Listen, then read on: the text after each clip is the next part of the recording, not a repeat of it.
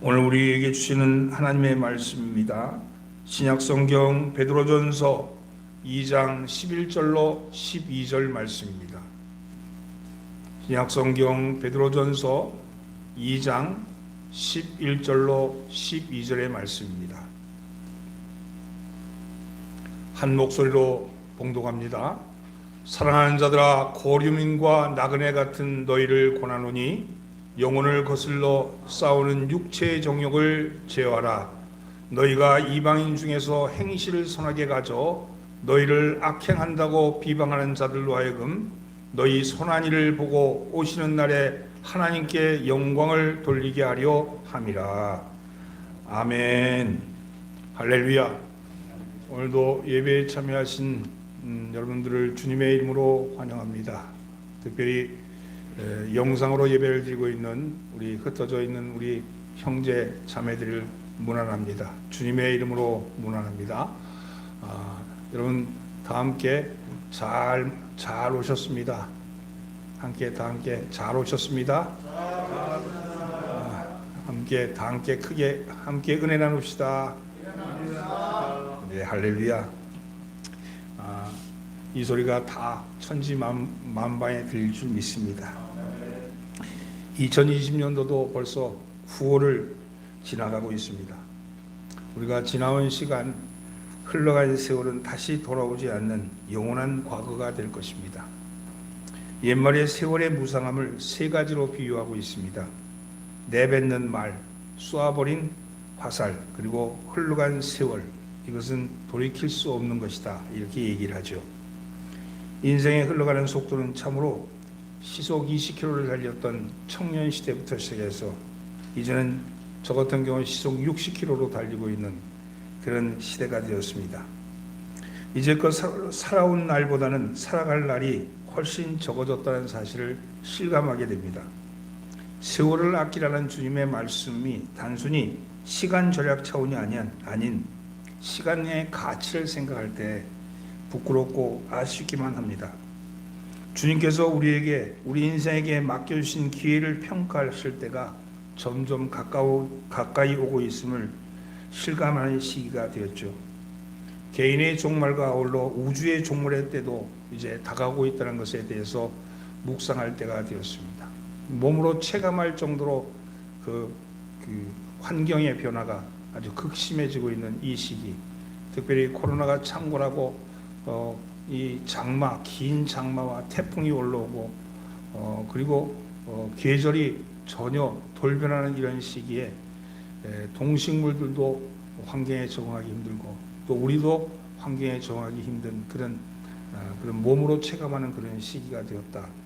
이것이 종말의 때가 가까운다는 그런 생각이 들어서 마음이 아주 무겁습니다. 오늘 여러분, 그럼에도 불구하고 오늘 하나님이 우리에게 맡기신 생명, 우리의 때를 놓치지 아니하고 잘 누리며 살아가시기를 예수님으로 축원합니다. 오늘은 그리스도인이 세상을 사는 법, 이런 말씀을 가지고 함께 은혜를 나눠보고자 합니다. 오늘 읽은 본문은 사도 베드로가 남긴 유일한 서신이죠. 베드로전서와 베드로후서는 앞으로 닥쳐올 베드로와 초대교회에 닥쳐올 엄청난 박해와 환난을 예고하면서 흩어져 있는 디아스포라 교회들에게 보낸 그런 격려와 용기, 인내와 소망을 담은 편지입니다. 베드로는 오늘 본문에서 사랑하는 여러분, 사랑하는 자들아, 오늘 본문되어 있지만 원문에 보면 사랑하는 여러분 이렇게 다정한 목소리로 부르고 있습니다.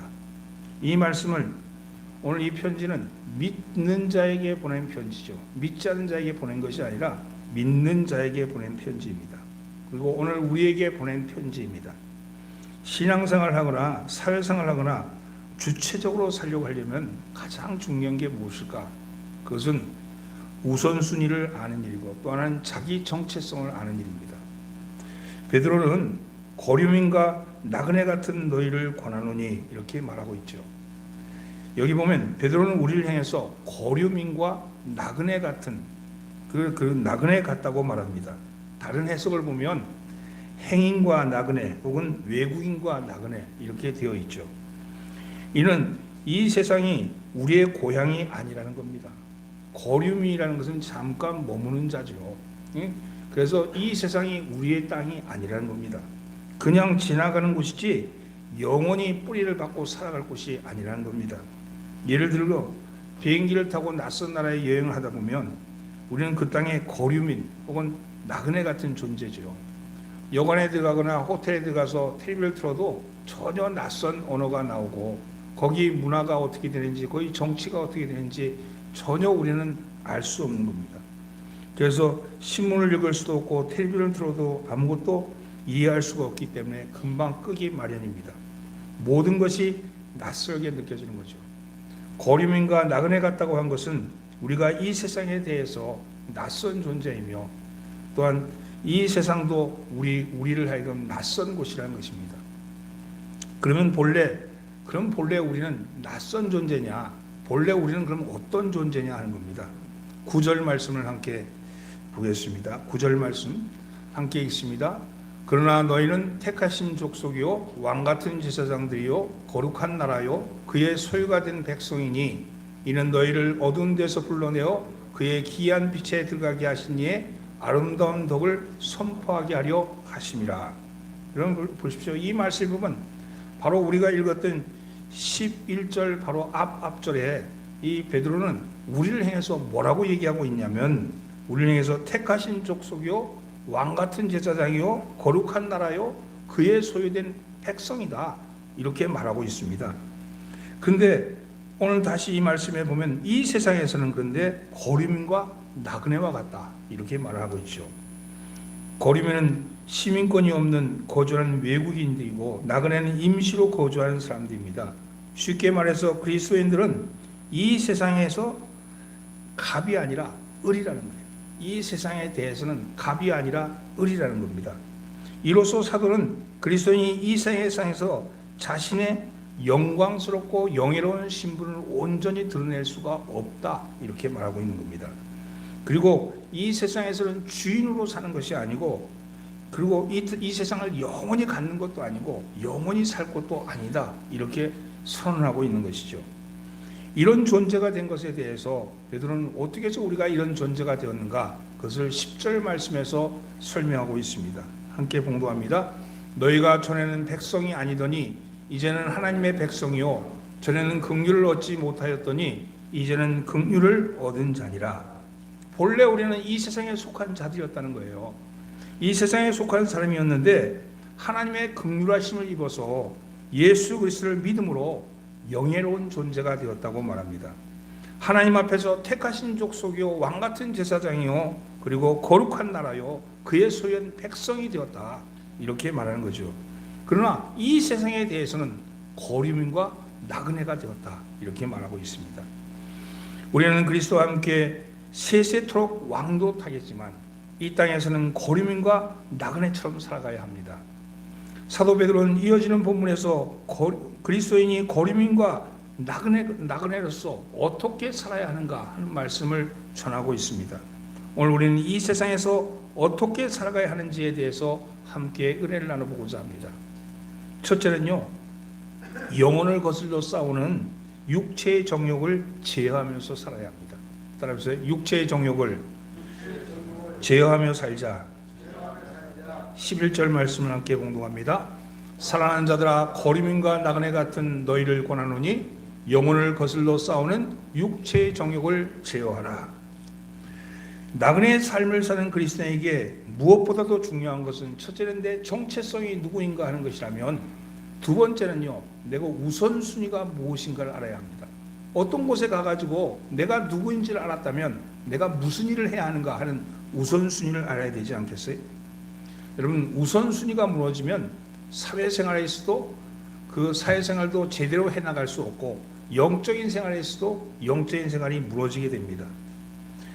여러분 그래서 우선순위를 정하는 일이 주의 일보다 선행보다 훌륭한 일을 하는 것보다 더 중요하다는 것이죠. 어떤 우선순위를 말하는 것입니까? 우리가 무엇을 하느냐 보다는 어떤 자가 되느냐가 더 중요하다는 거예요. 무슨 일을 하느냐가 중요한 게 아니라 어떤 사람이 되느냐가 중요하다는 겁니다. 얼마나 큰 교회가 문제가 아니라 얼마나 모범적인 교회가 되느냐 이것이 중요하죠. 교회에서 어떤 직분을 가지고 있느냐가 아니라 어떤 성도가 되어 있느냐가 본질이라는 겁니다. 선교를 얼마나 많이 크게 하는 것도 중요하지만 어떤 사람으로 선교하게 할 거냐, 이것도 중요하다는 것이죠. 여러분, 우선순위는요, 자기와의 싸움입니다. 내게 있는 욕망, 욕심, 이것이 우선순위가 될 것인지 하나님의 뜻이 우선순위가 될 것인지를 정해야 되는 것이죠. 나그네 인생을 살아가는 성도들, 교회의 우선순위가 무엇이겠습니까? 교회에서 중요한 직분이나 직책을 맡는 일일까요? 혹은 사회에서 사업이 잘 되어서 존경받는 일일까요? 목사는 큰 교회에서 목회하는 것일까요? 아니면 뉴스거리가 되는 놀라운 사역의 일이나 자랑스러워하고 싶은 스펙을 쌓는 일일까요? 물론 그런 놀라운 열매, 놀라운 현장, 놀라운 헌신도 귀하고 아름답습니다마는, 그러나 주님은 우리의 중심을 보신다는 겁니다. 주님은 본질을 보십니다. 주님은 거룩을 보십니다. 주님은 우리가 어떤 일을 했는가 보다도 우리가 어떤 사람인가가 더 중요하다고 말씀합니다. 사랑하는 성도 여러분, 열매의 중심에 성령 하나님이 계시기를 예수님으로 축원합니다. 열매의 영혼이 거룩을 추구하기를 예수님으로 축원합니다. 그러기 위해서는 먼저 영혼을 거슬러 싸우는 육체의 정욕을 제어해야 합니다. 영혼을 거슬러 싸운다 그래서 싸운다. 영혼을 거슬러 싸우는 거죠. 사도 베드로는 나그네가 먼저 육체의 정욕을 제어하라고 그렇게 권면하는데, 그 이유는 육체의 정욕이 영혼을 거슬러 싸우기 때문에 그렇다고 말합니다. 육체의 정욕이 영혼을 방해하고 영적으로 큰 방해가 되고 올무가 되기 때문에 그렇다는 거죠. 여기서 말하는 육체의 정욕은 인간의 타락한 본성에서 나오는 죄의 세력, 죄의 욕망을 말하는 것이고, 하나님의 뜻을 거스리고 이 세상의 즐거움과 육체의 안일함과 쾌락을 따라 살고자 하는 악한 욕망을 말하는 것입니다. 그런데 이 육체의 정욕이 우리의 영혼을 거슬러 싸우고 있다고 말하죠. 그러면 구체적으로 육체의 정욕이란 무엇이겠습니까? 육체의 악한 소욕이 일어나는 유욕, 식욕, 무욕, 명예욕, 권세욕, 그런 욕망들이죠. 우리 안에서 일어나는 욕망들, 이러한 정욕은 영혼을 거스리고 이러한 정욕은 성령을 거스린다는 겁니다. 이러한 정욕은 성령을 근심케 하고 우리는 주님의 일보다는 세상 일에 더 관심을 갖게 하는 거죠. 여러분, 세상에 높고 낮음에 내가 너무 큰 관심을 가지면 그게 무슨, 우리나라에 와 있는 외국인 근로자가 와가지고 한국 정치가 말이야 이게 이러면 되겠어요? 대통령이 뭐 저렇게 일합니까? 이렇게 얘기하면 우리가 듣고 있으면서 그 얘기를 듣고서 당신 참 똑똑하다 그렇게 얘기하겠습니까? 뭐라 그러겠어요? 당신이나 잘하셔. 당신이나 잘하셔. 당신 나라나 잘 다스리셔. 이렇게 얘기하지 않겠어요? 여러분, 우리는 점점 우리의 하나님 나라를 더 깊은 관심을 둬야 되는 우리의 마음이 세상 것에 너무 깊은 곳으로 빠져 있어서 우리가 세상에 대해서 이러쿵저러쿵 말할 때 그들은 하나님의 이름으로 말을 한다 하지만 우리가 그 말을 듣겠습니까? 여러분, 주님은 우리가 일보다 거룩해지기를 원하십니다. 주님은 깨끗한 자를 사용하시기 때문입니다. 주님은 거룩한 자를 귀하게 사용하시고 유용하게 사용하시고 오래도록 사용하십니다. 금수저, 은수저, 흙수저라는 말이 있죠. 목회자나 선교사나 성도도 사역자도 금그릇, 은그릇, 흙그릇처럼 위치, 은사, 능력, 분량, 역량이 다양할 수 있습니다. 여러분, 어떤 사람은 금그릇으로 태어나는 사람이 있고 어떤 사람은 시작할 때부터 흙수저로 시작하는 사람이 있죠. 그러나 주님은 더러운 금수저보다는 깨끗한 흙수저를 사용하신다는 사실입니다. 그리스도인은 세 가지에서 만족해야 합니다. 우리의 위치에 대해서 만족하고 감사해야 합니다. 우리의 소유에 대해서 감사하고 만족해야 합니다. 우리의 환경에 대해서 만족하고 감사해야 합니다. 다만 우리의 위치, 소유, 환경에서 감사하고 육체의 정욕을 제어하는 거룩한 삶을 살 때 하나님은 우리를 세상 사람이 볼 때는 흙수저 같은 사람일지라도 하나님은 금그릇보다 귀하게 사용하신다는 사실이죠. 눈에 보이는 것이 다가 아닙니다. 하나님은 천지를 창조하셨는데 눈에 보이는 것과 눈에 보이지 않는 것을 창조하셨죠. 세상 사람들은 눈에 보이는 것만 보고서 이것이 높다, 이것이 크다, 이것이 깊다 얘기하잖아요. 그러나 하나님은 눈에 보이지 않는 것을 통해서 세상을 만드시고 다스리고 계시다는 사실입니다. 여러분 비행기 타고 올라가 보면 밑에 이렇게 쳐다보면요, 높은 빌딩, 낮은 빌딩 이게 구분이 안 되고 뭐만 보여? 넓이만 보이잖아. 넓이만. 여러분 밑에 사는 사람들은 높이를 쳐다보고 있지만 위에서는 넓이가 커 보이는 것 아니겠습니까? 서로 다르다는 거죠. 눈에 크게 보이는 것이 육체의 욕망이 되지 않기를 바랍니다. 하나님의 거룩한 사역이 육체의 소욕, 세상의 욕망, 인간적인 명예에 오염되지 않기를 소망합니다. 한국 교회와 지도자들이 큰 건물, 큰 성도의 수, 박사학위, 물질적인 욕망, 이성의 유혹, 자기의 기업화, 자신의 명예화 등에 초연하기를 악망합니다. 여러분 날마다 자신의 정과 욕을 십자가에 못 박고 자기 죽음으로 역사가 일어나기를 예수님을 축원합니다. 오늘 우리도 또한 마찬가지죠. 큰 교회가 중요한 게 아니고 하나님이 기뻐하시는 교회, 하나님께서 정말 이 교회를 통해서 행복을 누릴 수 있는 그 사람들이 많아지는 교회가 되기를 소망하는 겁니다. 오늘 여러분들 가정에, 여러분의 영혼에 행복이 넘치길 예수님을 축원합니다. 옆에 있는 나는 내 정욕을, 내 욕망을 십자가에 못 박았습니다. 아멘. 두 번째는요, 악행한다고 비방하는 자들과 살면서 선한 행실을 보여야 합니다. 선한 행실을 보이자. 12절 말씀을 함께 공부합니다.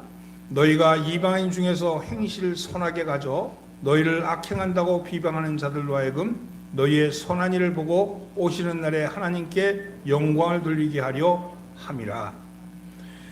그 당시에 그리스도인들은 이방인들로부터 많은 오해와 비방을 받았습니다. 비방은요, 남을 비웃고 헐뜯어서 말하는 것, 이게 비방이죠.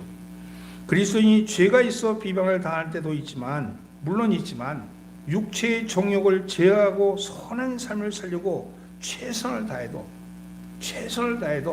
이 세대로부터 충분히 비방받을 수 있습니다. 우리가 깨끗하다 그래서 비방받지 않는 게 아니고요, 우리가 깨끗하게 살고 정직하게 살고 남들보다 바르게 살려고 해도 비방을 받을 수 있어요. 베드로가 이 편지를 쓸 때도 사람들은 그리스도인들이, 남녀들이 모여서 비밀 회합을 갖는다, 혼잡한 성관계를 갖는다, 혹은 피를 나눠 마신다, 혹은 권세에 거역한다, 이런 등등의 이야기로 비방거리를 삼았습니다. 그래서 그런 것들이 그들을 박해하는 그 단초가 되었죠. 초대교회가 그런 억울한 비방을 받았을 때 그들이 가장 그 비방을 잠재우는 효과적인 방법이 있었던 것은 바로 세상 사람과 차원이 다른 그리스도인의 삶을 살았기 때문에 그렇습니다. 그런데 부끄러운 말씀이지만은 종교개혁 503주년을 맞이하는 한국교회의 자화상은 어떻습니까? 한국교회 100년사에서 볼 수 없는 부끄러운 자태들이 끊임없이 벌어지고 있습니다. 교회 내부에서 일어나는 사건들이 세속 매스컴에서조차 검색 1위가 되어버린 안타까운 현실을 봅니다.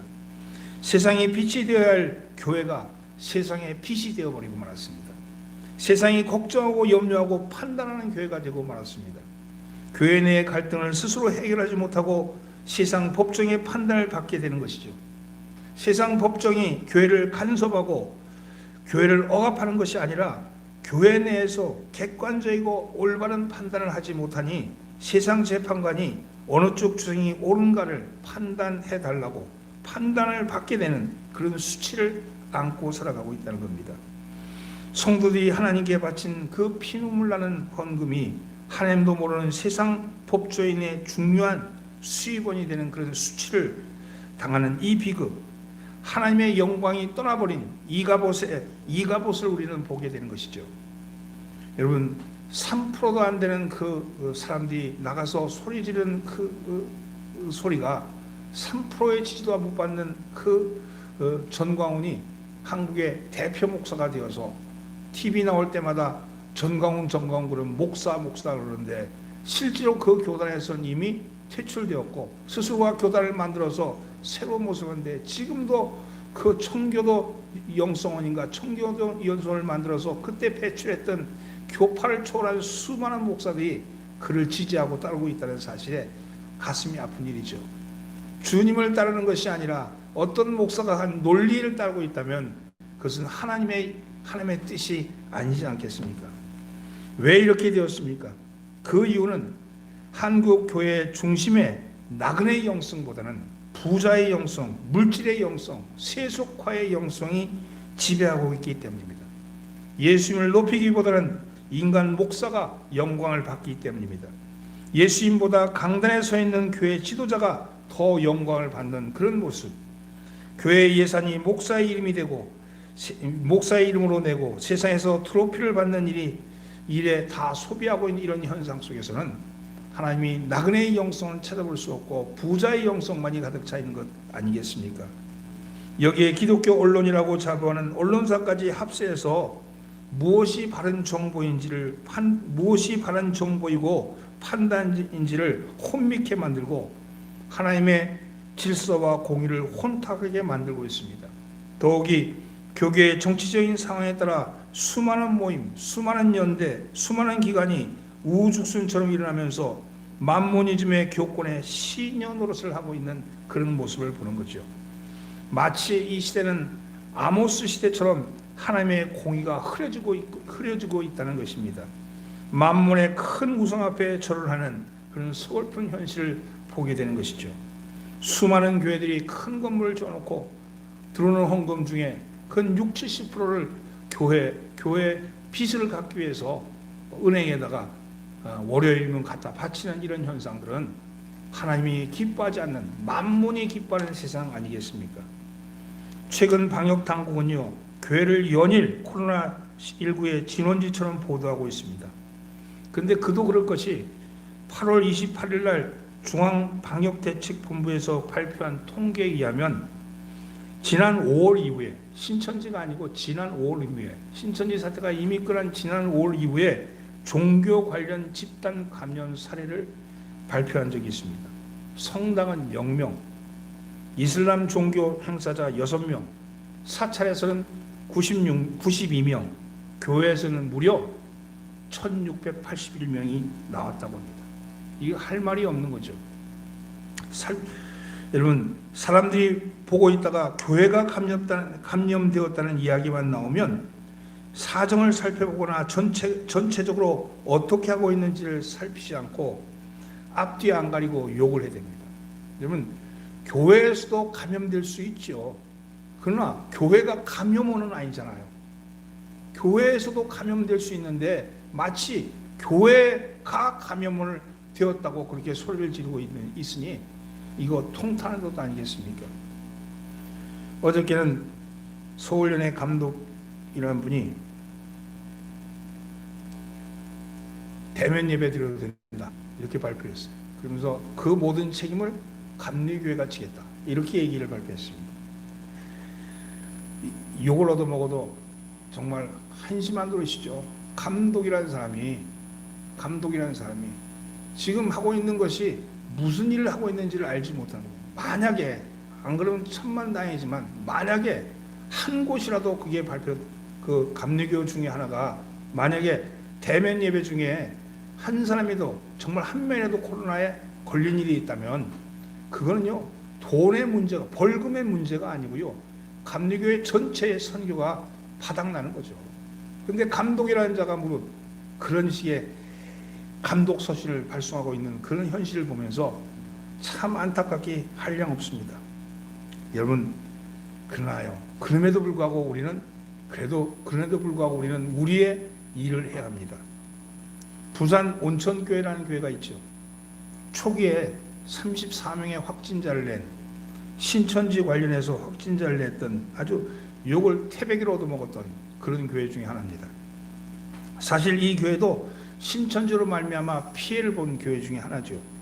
그런데요, 온천교회가 인터넷이나 이런 곳에서 욕을 엄청나게 많이 먹었는데 정작 지역 그 주민들은 욕을 하지 않고 참아줬다는 거예요. 왜냐하면 그 교회의 선한 행실을 지역사회가 다 알고 있기 때문에 그렇다는 겁니다. 지금 교회에 큰 프랜카드가 붙어 있는데 다른 변명이나 설명 이런 것도 없이 딱 이렇게 쓰여 있어요. 온천동 주민 여러분, 본의 아니게 심력 기처드려 송구합니다. 힘든 시간 여러분의 인내와 격려에 감사합니다. 섬김과 사랑으로 보답하는 더 좋은 이웃, 더 좋은 교회가 되겠습니다. 온천교회 이렇게 붙어 있대요. 마을이 아는 거죠. 마을이. 저 교회는 마을을 섬기는 교회라는 걸 알아주니까 주민은 기다리고 참아주는 겁니다. 교회는 더 좋은 섬김으로 마을로 다가가야 합니다. 코로나 백신 개발에도 필요해서 그래서 코로나 완치자의 혈장을 구했는데 방역본부에서 구했는데 초기에 전국 혈장 전체 혈장 기증자가 10명대였대요. 그런데 온천교회에서 21명이 기증을 서약하면서 언론에 나오고 이것이 확대가 되면서 그 후에 기증자가 증가했다고 합니다. 온천교회 교회는 34명이 감염되고 치료를 받았는데 이 혈장이라는 게 이 코로나 치료를 받고 난 사람이 이게 제공할 수 있는 거거든요. 근데 완치자 중에 혈장 기증이 가능한 건강한 완치자가 21명이었는데 21명 전부 다가 우리는 혈장을 기증합니다. 이렇게 나섰다는 거예요. 사랑하는 성도는 존 로빈슨이라는 사람은 이런 얘기를 했어요. 사탄은 사람에게 하나님을 비방한다. 그리고 사람에게 사람을 비방하게 한다. 이런 말을 했어요. 전도할 때 제일 장애가 되는 것이 먼저 믿은 사람의 삶을 통해서 하는 비방입니다. 기독교인에 대한 악평이죠. 여러분, 먼저 믿었던 사람들이 하는 행태를 보면서 그래서 우리는 안 믿는다 이렇게 얘기를 한다는 겁니다. 여러분, 복음을 제시받고도 선뜻 영접하지 못하는 분들 중에 대부분이 주변의 신앙인들로부터 실망했기 때문에 그렇다고 말합니다.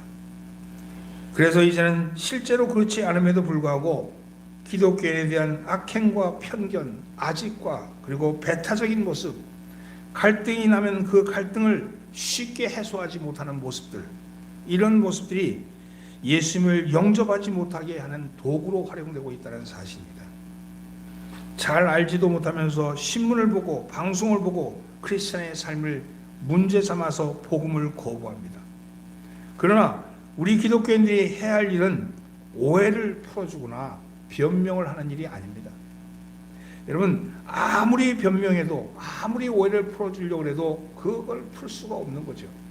그래서 로마서 12장 21절에서는 악에게 지지 말고 선으로 악을 이기라고 그렇게 말씀합니다. 하나님의 종된 삶은 선을 실천하는 삶이죠. 여러분, 다른 사람이 나를 비방한다 해도 나는 꿋꿋이 내가 내 선을 실천하는 거죠. 여러분, 여러분 여기 있는 사람이 이 코로나를 이기는 힘은 기도를 통해서 이겨야 합니다. 물론. 그러나 그것이 모여서 집합적으로 모여서 통성하고 집합적으로 모여서 기도해서 이기는 게 아니고 기도하고 다른 사람도 더 복원에 철저하고 그렇게 해 나가야죠. 다른 사람들이 볼 때 정말 거기는 대단하다, 그렇게 복원에 철저한 곳이다 하는 것을 인상 줄 때까지 해야 되는 것 아니겠어요? 오늘 우리 교회는 장로님들이 매주 나와서 이렇게 여기 교인도 오지 않는 이 예배당이지만 그럼에도 불구하고 방역을 합니다. 소독을 합니다. 여러분, 그렇게 하는 것이 우리가 최선을 다. 여러분 가정은 매주 소독하십니까? 안 하시잖아요. 근데 교회는 그렇게 해요. 왜? 여기에 누가 와서 어떤 사람이 와서 예배할지 모르고 함께 또 기도하고 할지 모르니까 그렇게 합니다. 사랑하는 성도는 달리는 자전거는 넘어지지 않습니다. 아니, 자전거가 넘어지지 않으려면 달려야 합니다.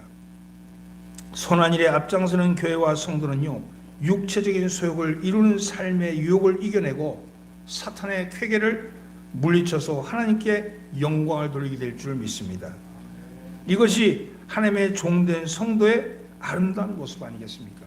여러분, 우리가 어떤 자리에 어떤 곳에 있을지라도 그곳에서 우리가 하나님으로부터 받은 말씀, 하나님으로부터 받은 사명, 그 사명을 감당함에 여러분 쉬지 않기를 예수님은 축원합니다.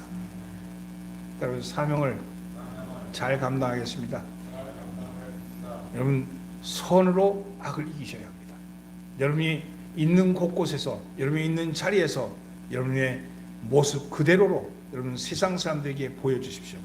그리스도의 진정한 삶의 모습이 어떤 것인지를 알려주십시오. 내가 굳이 예수 이름으로 말하지 않더라도, 내가 굳이 전도하지 않더라도, 저 사람을 보니까 예수 믿을 만해, 저 사람을 보니까 변화가 되는구나, 저 사람을 보니까 삶이 행복하구나 하는 것을 보여주시기를 예수님으로 축원합니다. 괴로울 때는 주님 앞에 나와 기도하십시오. 정말로 답답할 때는 주님 앞에 와서 푸십시오. 세상 사람들을 향해서 답답함을 풀려고 들지 말고, 세상 사람들을 향해서 여러분의 사연을 구구절절 말하려고 들지 말고, 주님 앞에 나와 여러분의 마음을 열어놓고 여러분 마음을 내려놓으십시오. 그리하면 하나님의 성령님이 여러분들을 위로하실 것이고, 여러분 세상을 향해서는 빛처럼 드러낼 줄 믿습니다. 말씀을 정리합니다. 우리가 이 거류민과 나그네 같은 삶에 사는 궁극적인 이유가 무엇이겠습니까? 오늘 보면 마지막에 보면 오시는 날에 하나님께 영광을 돌리게 하려 함이라, 이렇게 말씀합니다. 오시는 날에 하나님께 영광을 돌리게 하려 함이라. 그렇습니다. 오늘 우리가 그렇게 사는 일은 오시는 날에 하나님께 영광을 돌리기 위해서 그렇다고 말합니다. 베드로는 여기서 성도들에게 오시는 날이 있음을 예고하고 있습니다. 이것은 무엇을 의미합니까? 오시는 날이라는 것은 그리스도께서 재림하시는 때를 말하며 그리스도께서 만왕의 왕으로 심판으로 오실 때를 의미합니다. 예수님은 다시 오실 것을 예언하셨고 인류의 종말과 심판이 오는 것을 예언하셨습니다. 그러므로 베드로는 성도들이 이 세상에서는 거류민과 나그네처럼 아무리 큰 오해와 핍박을 받고 욕을 먹고 감옥에 갇히고 죽임을 당한다 할지라도 끝까지 참고 선을 행할 것을 명하고 있습니다. 그러므로 인해서 하나님께 영광을 돌리게 하라고 권면합니다. 예수님도 마태복음 5장 16절에서 이같이 너희의 빛이 사람 앞에 비치게 하여 그들로 너희의 착한 행실을 보고 하늘에 계신 너희 아버지께 영광을 돌리게 하라, 이렇게 말씀하셨습니다. 오늘 여러분 이 코로나19의 이 암흑한 시절에 오늘 우리가 살아가면서 빛으로 살아가야죠. 빛으로 다른 사람에게 선을 보여야 합니다. 더 방역을 철저히 하고 더 다른 사람들의 모임에 대해서 우리 스스로가 조심하고 이렇게 함으로 인해서 하나님께 영광을 돌리게 되기를 바랍니다. 사랑하는 성도 여러분, 그렇다면 오늘 말씀대로 세상에서 그리스도인은 어떻게 살아야 합니까? 육체의 정욕을 제어하며 사셔야 합니다. 두 번째는 비방하는 사람들에 대해서 대항하지 말고 선을 행하면서 사셔야 합니다. 그렇게 살아갈 때 하나님께서 마지막 영광이 오시는 그날에 하늘에 계신 아버지께서 영광을 받으실 줄 믿습니다. 이 한 주간 하나님께 영광을 돌리는 그런 삶을 사시기를 예수님으로 축원합니다. 기도합니다. 사랑과 공의로우신 하나님, 코로나19로 말미암아 비대면 영상 예배를 드릴 수밖에 없는 우리의 사정입니다. 눈과 코도 없는 죽음의 신이 애굽 땅을 덮쳤을 때 어린 양의 피로 생명을 얻었듯이 오늘 저희로 예수의 피가 능력임을 알게 하옵소서. 예배를 통하여 듣는 말씀이 저희를 향한 내마의 말씀인 것을 깨닫게 하시어 저희의 일거수일투족이 하나님의 영광을 드러내는 삶이 되게 하옵소서. 특별히 성령님이 도우셔서 세상을 살아가며 우리의 영혼을 거슬러 싸우는 육체를 정욕을 제어하게 하옵소서. 성령의 임재를 날마다 경험하며 거룩한 삶을 살기를 원합니다. 주님, 저희로 거룩한 삶을 살아갈 수 있게끔 힘을 주시고 능력을 더하여 주옵소서. 주님, 우리는 비방하는 사람들과 함께 살아가며 비방의 쏘락비를 맞고 살아갑니다. 그들을 적으로 돌려 대항하기보다는 선을 행함으로 저들의 비방이 오히려 하나님의 영광이 되게 하옵소서. 주님, 오늘도 이 예배를 드리는 이 예배당에서 예배드리는 이와 흩어져 영상으로 예배드리는 모든 이들에게 하나님께서 영광받아 주시옵시고 이 예배를 통해서 주님이 주시는 은혜가 주님 넘치게 하여 주옵소서. 우리를 구원하신 예수 그리스도 받들어 기도하옵나이다. 아멘.